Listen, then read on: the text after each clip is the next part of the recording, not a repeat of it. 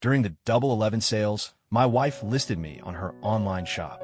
Useless husband for sale, $998 for dinner, $9,998 for the night, $99,998 for the month. When I called to ask about it, she was busy drinking with Ryan Stone, her old flame, and snapped impatiently. It's just a joke, what's the big deal? Did you actually think someone would buy you? Tisich, who buys such a useless man? Whoever buys him is getting ripped off. I actually wish someone would buy you, so we could make some money. But then, some rich woman actually placed an order, offering $5 million to buy me for life. My wife panicked, ready to pay an insane cancellation fee, crying and begging me not to leave. Stumbling upon Jessica Lynn's online shop listing, I froze. She had put me up for sale, with prices clearly listed. Useless husband for sale, $998 for dinner, $9,998 for the night, $99,998 for the month. No refunds or exchanges. The pictures on the listing were all terrible photos of me. The product description read, ugly, lazy, useless, can't make money. He begged me on his knees to be with him. Must have done something terrible in a past life to end up married to him. If any kind soul is blind enough, please rescue me. A dull ache spread through my chest. Married for 8 years, and I never imagined this is how she saw me. Suddenly, my phone pinged with a location shared by Jessica Lynn. It came with her usual commanding tone. Come pick me up here. Get here in half an hour, or you're sleeping in the doghouse tonight. She'd never shown me an ounce of respect. And right now, I didn't even feel anger, only a profound weariness. Driving over, I saw several orders come through on that listing. Worried the buyers might actually take it seriously, I sped up, anxious to get to the bar. Jessica was having a great time with her friends. As I was about to speak, I heard her yell excitedly, "You lost. Pay up. Buy the link. Make that loser take you out to dinner." Her friend dejectedly pulled out their phone, and a moment later, another order appeared on the listing. In that instant, my heart went cold. My wife cared so little about me that she'd parade me in front of her friends like some kind of toy. Another round of the game, and Jessica lost. But she pouted dismissively. Dealing with him every day is bad enough. Why would I pay to have dinner with him? Ryan Stone, sitting beside her, wrapped an arm around her and said possessively, "If you don't want to, you don't have to. You're mine, not Ethan Harper's. You lost, I'll pay. Drinks are on me tonight, everyone." Jessica looked deeply moved and threw her arms around him for a deep kiss. Amid their friends' cheers, I quietly walked over. All eyes fell on me, her actual husband. They knew I'd seen and heard everything, but none of them looked awkward or sorry. Instead, they just laughed carelessly. "Hey, look, it's Jessica's pathetic simp of a husband. Better go home with him, Jessica, before he gets on his knees and begs you again." Everyone knew the story. Jessica had loved Ryan Stone since they were kids. I had fallen for her at first sight, chased her relentlessly, even begged her on my knees to be with me. Only then did she supposedly give up Ryan Stone a date and marry me. Jessica never respected me, and nobody respects a simp. I closed my eyes, tried to ignore their mocking, contemptuous looks, and said, my voice hoarse, "Take that listing down. Stop misleading people. This isn't funny." Jessica remained silent, not even bothering to look directly at me. Ryan licked his lips, a smug look on his face. "What's the rush? Jessica can post whatever she wants." Or, he sneered, "You don't actually think someone's going to buy you, do you?" As soon as he finished speaking, everyone burst out laughing. Jessica laughed the hardest, clutching her stomach, doubled over. She suddenly grabbed her phone and started typing furiously. A moment later, my phone started buzzing nonstop. I realized Jessica had shared the link in multiple group chats. She even posted it on her feed. The caption read, "Just joking around with my husband, and he's actually worried someone might buy him. This guy is so stupid. Haha. Take a look, everyone, would you buy him?" Many friends urged her to take it down, but mostly there was just rampant ridicule aimed at me. Delusional. Get over yourself. Trying to sell himself looking like that? Pathetic. Even Jessica's father chimed in. He's worthless. Instead of worrying about this, he should be out making more money so my daughter can live a decent life. Ryan read these comments out loud, and Jessica and her friends roared with laughter. Maybe in their eyes, I was no different than watching a monkey at the zoo. Just a joke. I watched the tears of laughter forming in Jessica's eyes, feeling utterly numb inside. I used to love her more than anything. I could put up with anything she did. But now my parents' words echoed in my mind. Jessica doesn't love you that much. If you're not happy, you should get a divorce. As I was lost in thought, Jessica's phone suddenly chimed. Someone had placed an order, spending nearly $5 million to buy 40 years of my time. The smiles froze on everyone's faces. Whispers broke out. Someone actually bought him. Could they be selling him overseas? Or maybe for organs?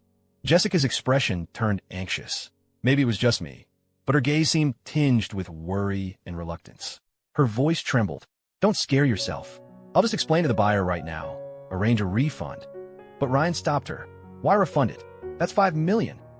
Babe, have you forgotten our dream? He pleaded. With this money, we could buy a nice car, travel the world together. At the mention of the past, Jessica's expression filled with longing and nostalgia.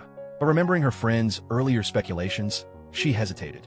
Then Ryan put on a mournful look and said, Someone forced you to your knees back then. You already gave up on me once. Are you going to abandon me a second time? Jessica looked as though a hidden nerve had been struck. Her eyes, looking at Ryan, filled with guilt. I, however, was stunned by Ryan's audacity.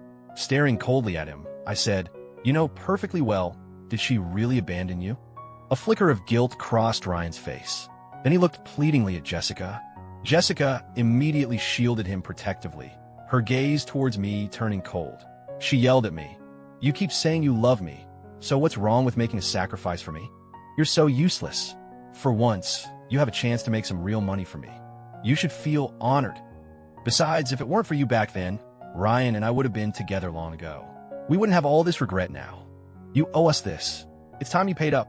As soon as she finished speaking, she actually transferred the money directly to Ryan. I stared at Jessica in disbelief, asking desperately, Even if I really get sold overseas, even if they take my organs, you don't care? Her eyes flickered, but she still stood firmly protecting Ryan. She nodded silently. That moment was like a sword thrust straight into my chest, twisting brutally, leaving me torn apart inside. When the heartache reached its peak, I felt a strange sense of release. I didn't plan to explain anything further. I just chuckled softly and said, Since you both have so much regret, let's get a divorce. I'll grant you your wish. My answer was a slap across the face. She was the one who didn't love me, yet now her eyes were red. Not until the people around us burst out laughing, mocking, Stop pretending. Everyone knows you love Jessica more than your own life. I don't believe for a second you'd actually divorce her. You're just faking it to get attention. Only then did Jessica breathe a sigh of relief. Her expression turned utterly disgusted as she pointed a finger at my face and snapped, How did I never realize before what a lowlife you are? Learn how to play hard to get, have you? Try this again, and I'll really be done with you. There wouldn't be a next time, because this time, it wasn't her leaving me, it was me leaving her. I got the divorce papers from my lawyer and packed my bags. Jessica finally panicked. She tearfully snatched the suitcase back, apologizing. Honey, I'm sorry. I only realize now. It's you I love. I can't bear to lose you. I can't live without you. I'll contact the buyer right now for a refund. Please don't divorce me, okay?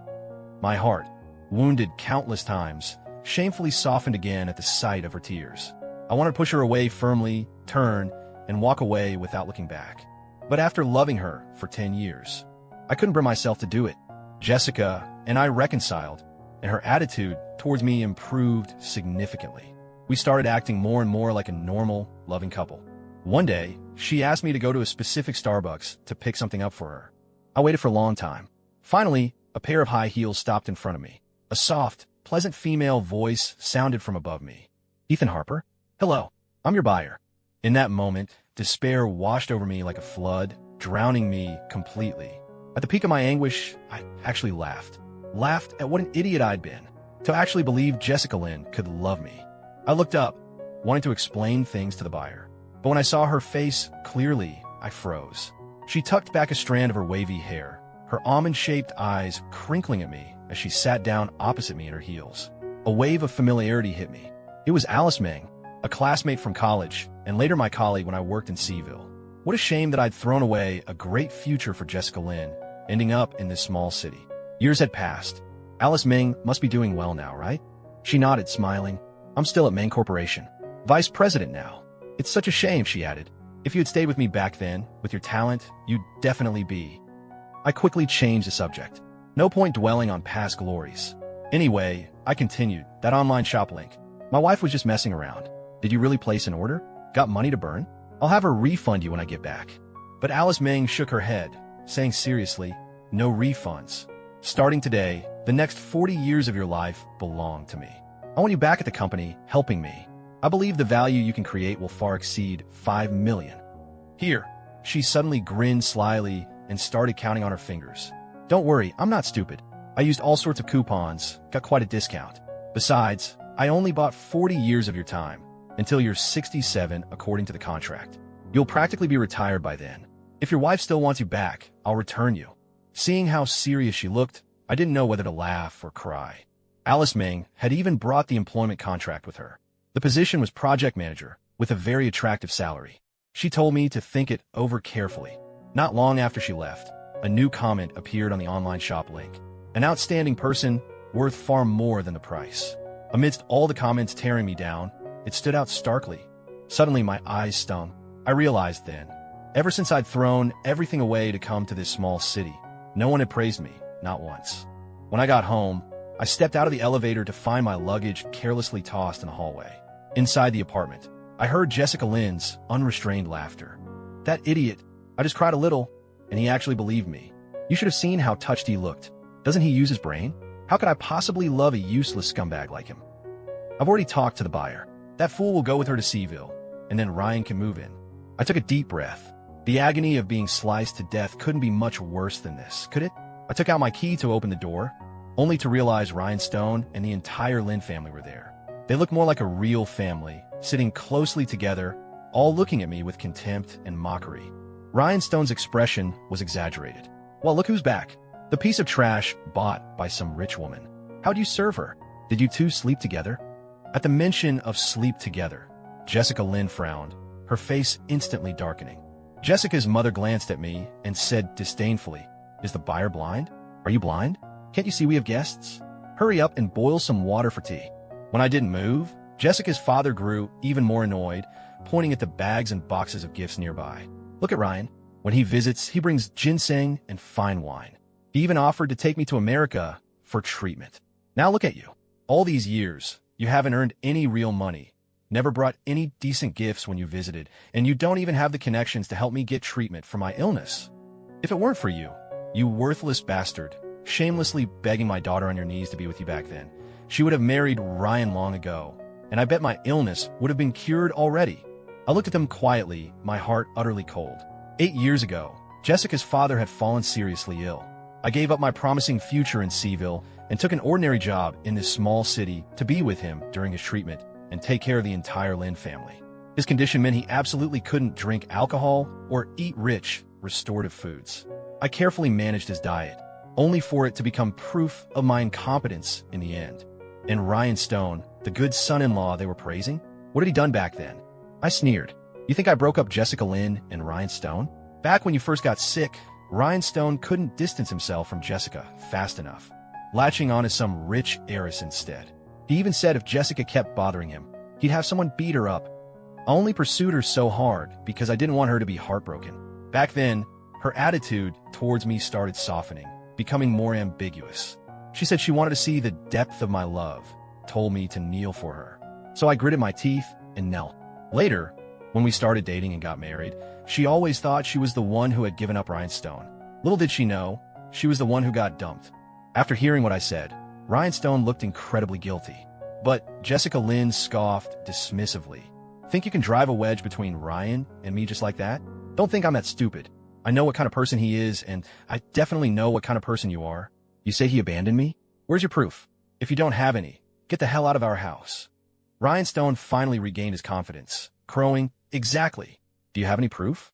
Or are you just here falsely accusing me? My love for Jessica is undeniable. This is our home, and you're not welcome." Everyone stared at me with hostility. I didn't argue further. Instead, I silently dragged my luggage and left. Seeing this, Ryan Stone grew even more smug. Even as I reached the bottom of the stairs, he was still leaning out the window, shouting insults, calling me a bastard and a liar. But who said I didn't have proof? Back then, Ryan Stone, afraid Jessica Lynn would cling to him and wanting to prove his loyalty to his new girlfriend, had specifically written her a breakup letter. The things he wrote were incredibly nasty. I managed to intercept it, so Jessica Lynn never saw it. That letter had been stuffed away in a storage room, gathering dust for years. Now, I dusted it off, put it in an envelope along with the divorce papers, and mailed it to Jessica Lynn. She loved Ryan Stone so much. I was sure she'd recognize his handwriting instantly, right? Dawn was breaking just as the mail reached Jessica Lynn's hands. I met up with Alice Meng at the airport, ready to head to Seaville. Suddenly, my phone rang. I stared at the caller ID. Her Majesty, the wife. I gave a sarcastic laugh, declined the call, and changed the contact name back to Jessica Lynn. But she kept calling relentlessly. I had no choice but to answer. The instant I picked up, Jessica Lynn's voice, trembling with rage, blasted into my ear. Ethan Harper, what is the meaning of this? Before, it was like Jessica Lynn held the strings, controlling my emotions. My every joy and sorrow hinged entirely on her words and actions. It took immense effort and enduring so much pain for me to finally take back control of those strings. Now I could face her calmly. I said coolly, "You've seen it, haven't you? My meaning should be perfectly clear. You wanted proof, so I gave you proof. And also, I want a divorce." Jessica Lynn let out a cold laugh. "In your dreams, I will never agree to a divorce. Even if you're sold off, you're still my dog. And another thing, do you think forging a letter can ruin things between Ryan and me? Even if I didn't like him, I would never like a useless loser like you." Hearing such hurtful words, I actually laughed. Jessica Lynn didn't realize that her voice was trembling as she said it, betraying a complete lack of confidence. I couldn't be bothered to argue with her. I sighed. Deep down, you know perfectly well that Ryan Stone wrote that letter. You're just being stubborn. Jessica Lynn, you don't have to answer me. Just search your conscience and really think about it. You keep insisting that I broke you and Ryan Stone up, but back when I confessed my feelings, you were completely free to choose. And you chose to be with me. Doesn't that suggest? Doesn't that suggest that, back then, she'd already started to fall for me? It was just years of habit that made her keep thinking she still loved Ryan Stone. So she resisted me more and more, even blamed me. As my words ended, there was a distinct hitch in her breathing on the other end of the line. It seemed Jessica Lynn already had her answer. I was about to hang up when she suddenly asked, her voice trembling, "Is that buyer next to you? Put her on the phone. I want to talk to her." I glanced instinctively at Alice Meng. Unsure of Jessica Lynn's current mental state, I worried she might say something extreme. So I decided to ignore the request. But just as I was about to hit the end call button, Alice Meng suddenly snatched the phone from my hand. She smiled brightly and spoke into the receiver. "Hello, this is Ethan Harper's buyer. How can I help you?" Even though the speakerphone wasn't on, I could faintly make out the voice on the other end. Jessica Lynn sounded stiff, like she was choking back tears. "I'm sorry," she said. "I was being immature before. Can we discuss this? Let's cancel the deal. I'll give you a refund." Alice Meng smiled brightly, but her words offered no compromise. "No can do. I'm very satisfied with him. If you insist on a refund, you'll have to pay 10 times the amount as a penalty." She added, "Besides, if you don't like him, why not let someone who needs him have him? Isn't that a win-win-win?" Jessica Lynn said something else that sounded like pleading. A hint of cunning flashed in Alice Meng's eyes. "Do you really not remember me, Jessica Lynn?" I froze, instinctively looking at Alice Meng, but she was staring straight at me. She was speaking into the phone, but her words were also meant for me. "Back when you only had eyes for Ryan Stone, and Ethan Harper was quietly pursuing you, I was quietly crushing on Ethan Harper too. You even laughed at me back then, said Ethan Harper would never like me in his life. Don't you remember? It's me, Alice Meng." Silence fell, both over the phone and in the room. I stared at Alice Meng in astonishment. She used to like me, and even Jessica Lynn knew about it? Yet, I had never heard anything about this past. The next second, an outburst of disbelieving curses erupted from the receiver. Alice Meng quickly hung up. She pressed the phone into my palm, smiled, and tugged at my sleeve. "Let's go," staring at her graceful back as she walked ahead. I felt like I was dreaming. In my days, I was practically dragged by Alice Meng towards a check-in counter. Just then, a taxi pulled up outside the airport. Jessica Lynn ran in hurriedly. "Ethan Harper, I won't let you leave." She had run hard. Her face was covered in sweat. Or maybe there were tear tracks. She gazed at me intently, her expression almost pleading. Jessica Lynn repeated chokingly, "You can't leave. If you leave with her, I'll never see you again." Her tears used to break my heart. It was because I couldn't bear to see her cry that I had traveled all the way here from Seaville to take care of her father for her, to help shoulder the burden of the entire Lynn family. I thought I would love her forever. But now, looking at her tears, I just thought how much she looked like the night she cried and begged me not to divorce her. Who knew if this was just another act? Who knew if she wasn't inwardly laughing at me for being an idiot again? I couldn't be bothered to gamble on it, nor did I want it anymore. After all, even if I won, the prize was something I no longer cared for. I looked straight into her eyes, smiled, and said, word by word, "What are you crying for? Isn't it perfectly normal for me to leave with her? After all, you're the one who sold me." Jessica Lynn's expression froze for a moment. Then, the light in her eyes suddenly died, as if something inside her was crumbling piece by piece. Without another glance at her, I turned and strode away. The plane soared into the sky. Looking out the window, the city below grew smaller and smaller. It wasn't until only the thick layers of clouds were visible that I felt like I was truly free. Alice Meng sat beside me, looking at me with an ambiguous smile. She patted her own shoulder. "Need to cry? You can lean on this." "Don't worry," she added. "I won't laugh at you. Having a good cry is actually a really effective way to relieve stress." But I shook my head. I didn't really feel like crying, just a bit lost. I figured once I started work and had busyness to fill my time, it would get much better. Besides that, I was actually more curious about something else. "What you said to Jessica Lynn earlier, was all of it true?" "It's true," Alice Meng replied matter-of-factly, looking as if I'd asked a silly question. "So, she really liked me?" Thinking back on everything from college through work, I flushed bright red. I gave an involuntary, awkward laugh. But that was so many years ago. "You can't possibly still like me now, right?"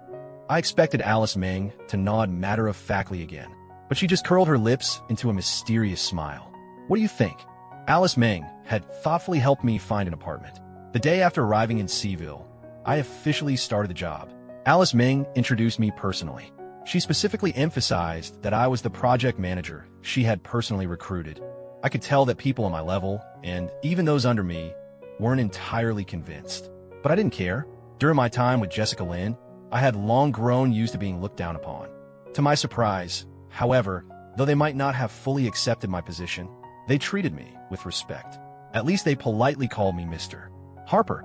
I was a bit confused at first, until one day, during a meeting, I noticed that before making any decision, Alice Meng would first ask for my opinion, and she often brought me into the conversation when speaking. In that moment, I finally realized they respected me because Alice Meng respected me greatly.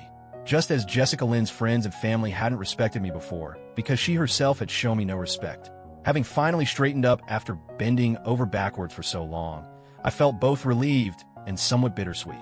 I shot Alice Meng a grateful look and threw myself into work with even more dedication. This was essentially my previous line of work, and after getting back into the swing of things, I could handle it comfortably. The project I was managing also progressed rapidly, and everyone on the team saw their performance metrics multiply. With that, I finally earned everyone's acceptance. During a team dinner, someone came up to me, wanting to gossip. "Mr. Harper, is it true? Are you really the one director Alice could never forget? The one she always longed for?" I paused, momentarily confused, before someone filled me in. There had always been rumors around the office that Alice Meng had an old flame. For years, she hadn't dated anyone or even seemed close to any particular guy. Then, at one company party, she got drunk and kept mumbling a name. No one caught it clearly, but that pretty much confirmed the rumors about the old flame. Faced with all the curious, gossiping eyes, I was momentarily speechless. Could it be me? After all, Alice Meng had liked me back in college. But could someone really hold on to feelings for another person for that long, especially without any encouragement? I couldn't help glancing over at Alice Meng, who was sitting alone off to the side. As if sensing my gaze, she raised her wine glass slightly in my direction. The warm overhead lights illuminated her, and imperceptibly, a similar warmth seemed to slowly fill my own chest. After that day, I doubled down on making money. After all, Alice Meng had spent $5 million on my behalf. Speaking of that $5 million, it turned out that after I moved to Seaville, Jessica Lynn apparently called Alice Meng multiple times, wanting to cancel the deal and refund the money. But Alice refused every time and eventually just blocked her number. Jessica Lynn called me plenty of times too. She tried to drop the condescending attitude she always had towards me, but she still hadn't learned the meaning of respect. All she did was threaten me. I already apologized. I said I'd give the money back. What more do you want? Or, "Ethan Harper, if you keep acting like this, I swear I'm done with you." I just replied, "Fine, be done with me then. Just make sure you stick to your word this time," and hung up. Tonight, Jessica Lynn called again, several times in a row. Annoyed, I finally picked up. I expected more of her usual pointless arguments, but instead, I heard her desperate crying. "Honey, my dad collapsed. Where's that medicine he always takes? What do I do?" Mr. Lynn was certainly ungrateful, but this was a matter of life and death. In the drawer of the cabinet on the left side of the study, I said sternly. Give him 2 pills first, then call an ambulance immediately. It was almost laughable. In the entire Lin family, I was the one who knew the most about Mr. Lin's medical condition. Worried Jessica was too panicked to explain clearly. I specifically told her to hand the phone to the paramedics or doctor once they arrived. I quickly explained Mr. Lin's symptoms and his health history over the past few years to the medical professional. Thankfully, they were able to stabilize him. A few days later, Jessica Lin suddenly told me they were in Seaville to get treatment for her father. Out of basic decency, you should probably come visit him at General Hospital, don't you think? I was about to refuse, but then she added she could give me the divorce papers while I was there. After a moment's hesitation, I agreed to go. Jessica Lin was waiting for me outside the General Hospital entrance. The scare must have really gotten to her. She looked quite worn out. The moment she saw me, her eyes lit up as if she'd found her anchor, and sobbing, she tried to throw herself into my arms. I quickly stepped back, holding her off gently. We're divorced now, Jessica, I said politely but firmly. This isn't appropriate. Jessica looked deeply hurt, her eyes filled with sorrow as she stared at me. I never signed the divorce papers, she whispered. I burned them. She continued, honey, I really know I was wrong this time. I took down that link already, and we can give the money back to Alice Ming. If she insists on a penalty fee for breaking the contract, I'll pay it. I need some time. All I want is to ask her to let you go, to ask you to come back to me. Please. I was speechless. You live and learn, they say. I couldn't believe I'd let Jessica trick me into coming here again. As if reading my mind, she quickly held up 4 fingers. This is the absolute last time. I swear. As she spoke, she suddenly dropped to her knees right in front of me with a soft thud. I used to make you kneel to prove your love for me, she choked out. Now, I'm kneeling for you. You were right. I did like you way back then. I was just too stubborn to admit it. Honey, can you please give me a chance to make things right? Hearing her words, I couldn't help but let out a short, humorless laugh. I reached down and helped Jessica back to her feet. Thinking I had forgiven her, she flashed me a sweet smile. But I shook my head. We were both young and foolish back then. Jessica, I realized later that love isn't something you prove by making someone kneel. I continued, if you truly love someone, the act of kneeling like that, it shouldn't even exist between you. Jessica Lin's expression froze. I believed her. I thought she genuinely regretted her actions. But there are plenty of things in this world that regret simply can't fix. I gestured with the nutritional supplements I brought. Well, since I'm already here, I might as well go up and see your parents. When I entered the hospital room, Mr. Lin was in the middle of cursing out Rhinestone. That's when I found out the reason his condition had suddenly worsened. He'd been drinking alcohol and taking ginseng. He'd overdone it with the supplements and nearly killed himself. Seeing me enter, Mr. and Mrs. Lin instinctively put on their usual airs, refusing to even look me directly in the eye. That lasted until the doctor standing nearby spoke up. With your condition, you're lucky it was managed so well these past few years, the doctor told Mr. Lin. Otherwise, this episode could easily have been fatal. You can't afford to be so reckless again. By the way, who usually takes care of you at home? Mr. and Mrs. Lin instinctively glanced at me, but remained silent. Jessica pushed me forward slightly and announced loudly, it's usually my husband who takes care of him. The doctor nodded, giving me an approving look. Well, you got a good son-in-law then. It's not easy providing care like that. He then pulled me aside to discuss some specific points about Mr. Lin's ongoing care and precautions. Mr. and Mrs. Lin finally showed a hint of shame on their faces. However, they didn't apologize to me directly. Instead, Mr.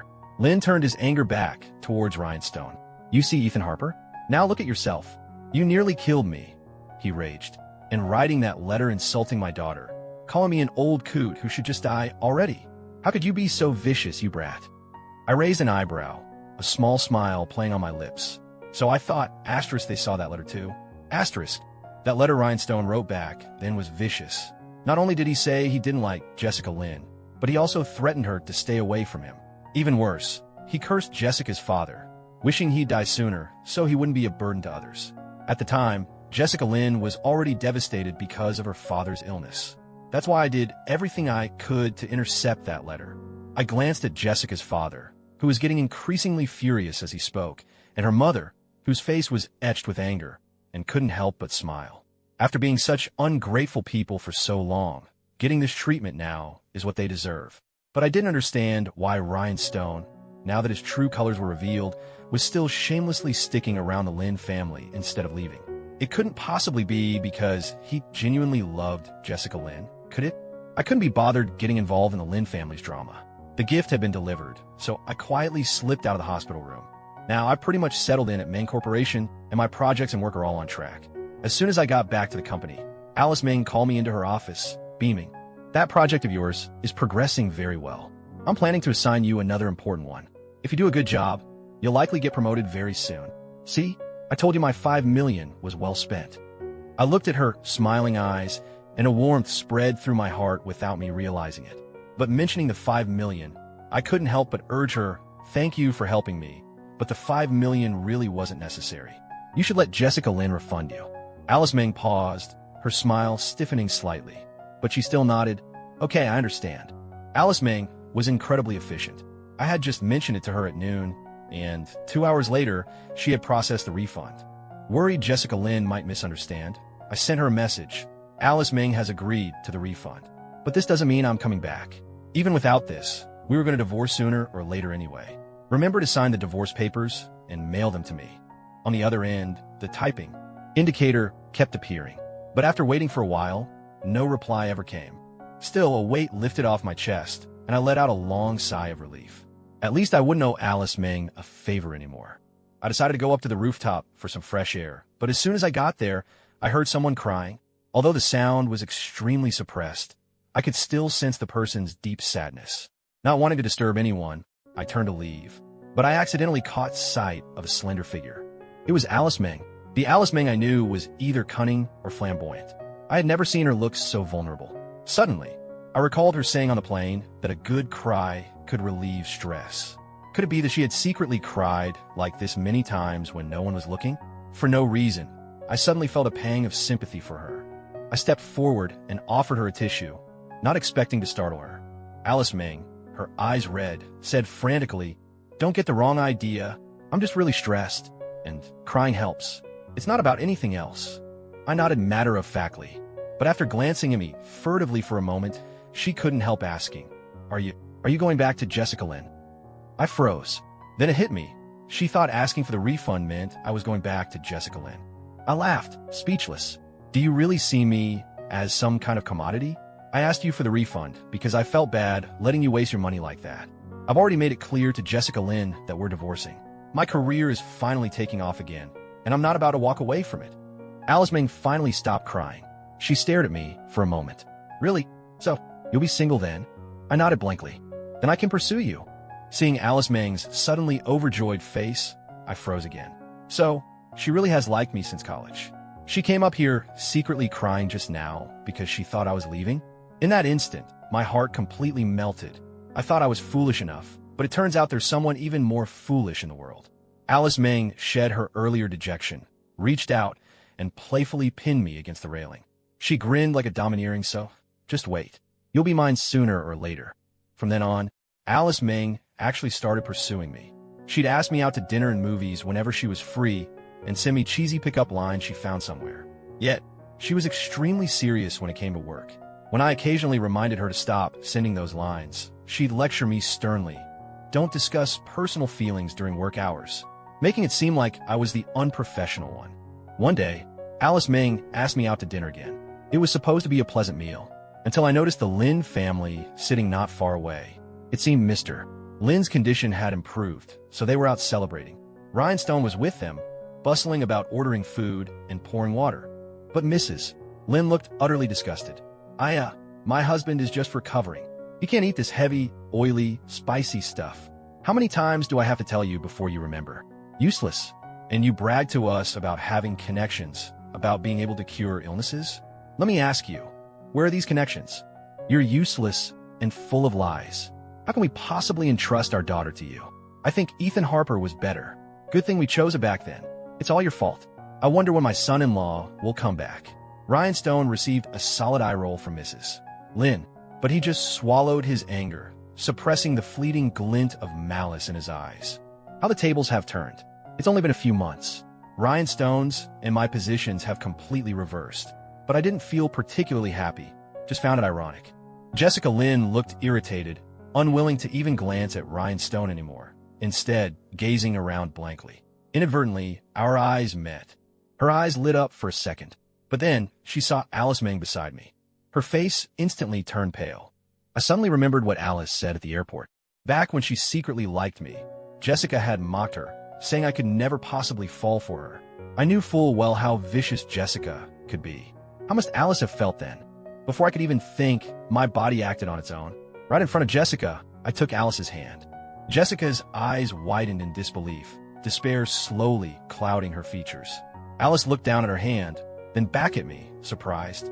It finally registered what I'd done, and I quickly tried to pull away. But she held on tight, grinning playfully. "What's this? Feeling sorry for me? Try and stand up for me."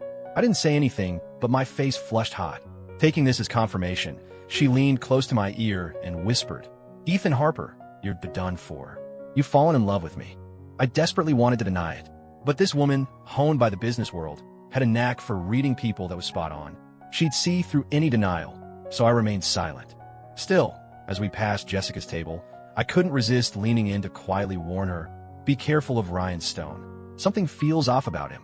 Jessica's gaze flickered slightly, and she just watched me walk away, looking dazed.